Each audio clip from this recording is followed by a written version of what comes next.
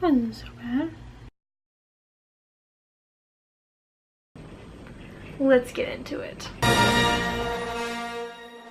Obi Wan and Anakin have become relatively close, as in like a brother relationship. Anakin kind of views him as a father-like figure. Also, on top of that, Anakin and Obi Wan have not spoken to Padme in 10 years. So, and that's how the movie starts. They have been recruited to protect Padme from any more assassinations, which is happening in this one. Because the first 5 minutes there's an assassination. And so that's kind of this call to adventure for Obi-Wan. And really for Anakin, I mean, he can kind of be a split hero in this one. But for it to make sense for the whole entire prequel trilogy, Obi-Wan's really the hero. And more focused, because he goes on a separate solo journey, which I think the hero does at times. There is, I mean, that's usually how it is. It's how it is for the original trilogy with Luke, so you can kind of get a sense. So Obi-Wan's character and his personality is definitely a lot more mature than the Phantom Menace, which I'll explain later. So in this one, Obi-Wan's older and wiser persona is still met with kind of a naive Jedi personality that he had in the first one. I mean, he's grown out of it, but it's still like hinting there. But in this one, in the hero's journey kind of picture, I guess, which I'll probably try and post it on this video or whatever, kind of it's almost like he's crossing the threshold in the overall arcing of the hero's journey throughout the 3 films. And he only goes about halfway through the special world. He's going to be in the special world throughout this entire time, because a lot of his growing does happen in the Clone Wars series as well, which if you have not watched it, I would highly recommend it because it is fantastic. It makes you appreciate Attack of the Clones and Revenge of the Sith a lot more. But yeah, a lot of Obi-Wan's growing is also in that as well, and it connects to the next film, Revenge of the Sith. But yeah, since he's in the first half of the special world, there's going to be a lot of setting up with this character, and you can tell it in a lot of places where it's character building, it's set up, it's not really a payoff yet, but the payoff does happen soon, which I believe it does happen in the next film, but there is a bunch of setup. So the lessons that Obi-Wan learns in this one are a little bit more external than anything. They're kind of like dealing with the potential killer of Padme. Well, he did kill her handmaiden, but you know, the man behind the assassination, where did he come from? That's more of an external ordeal that he had to deal with. And since in the Phantom Menace it was a little more internal with his attitude, because he was a little like self-centered in the Phantom Menace, not in a bad way, not how Anakin is an extreme version of the self-centeredness, but more in his personality. He's self-centered in the Phantom Menace. He's grown out of that, and now he's dealing with external affairs that he needs to handle with in a mature manner, and that's kind of his testing in this film. That's his test that he needs to go through, especially with Camino. Well, Geonosis as well, because there's 2 different scenes, but mainly Camino and how he deals with Jango Fett and the clones and everything like that. There is a little more external and nothing progressive in his personality, but you get to see more of his personality.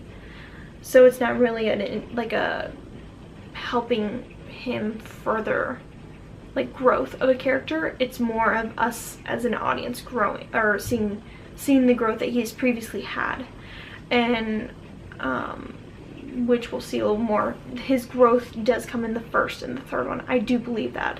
So yeah, this one is more like, here he is now in this time. There's not really any growth, but this is how he is reacting to everything as a Jedi Master, and I think it is essential in this film. And the two parts that I'm really talking about that really contribute to Obi-Wan's character is the sequence of scenes in Camino, and then this one scene in Geonosis, which is very important.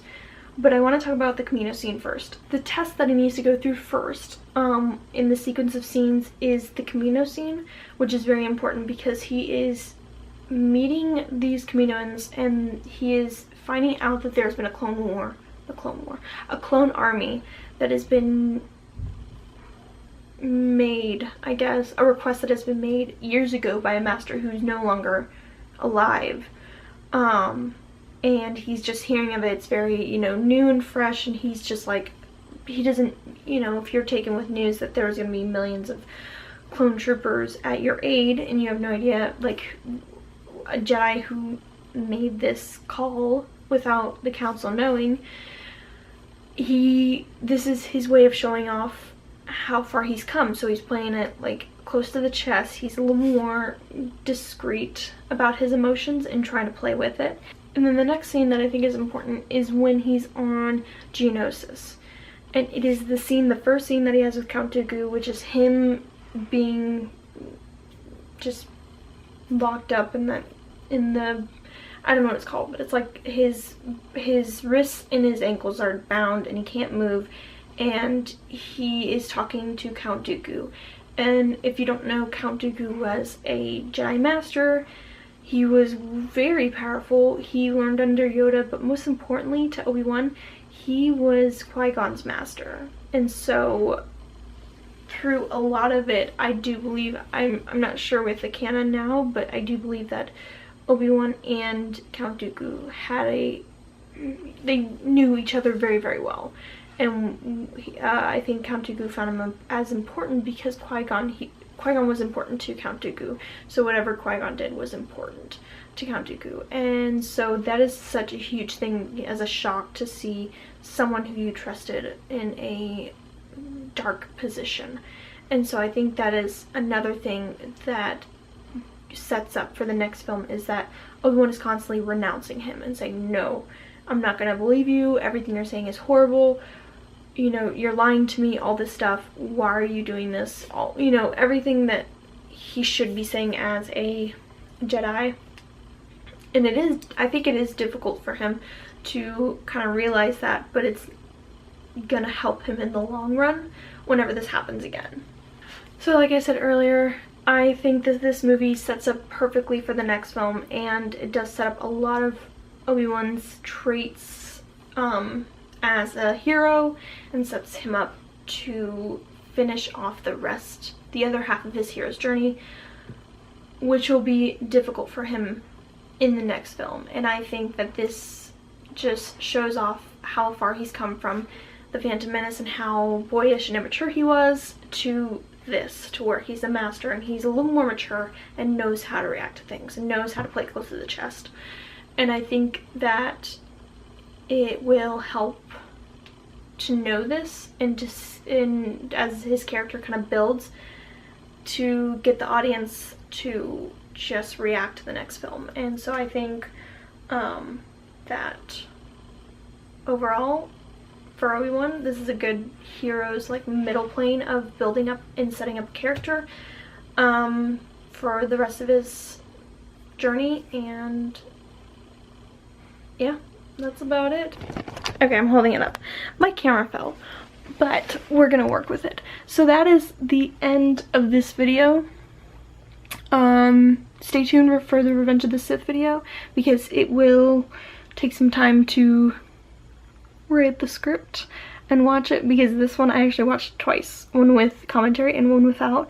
Very exciting actually, and it actually makes you appreciate the crew and the people with the special effects and like George Lucas and everything a lot more, because yeah, I mean, as far as story goes, script writing, the prequel's kind of lackluster really.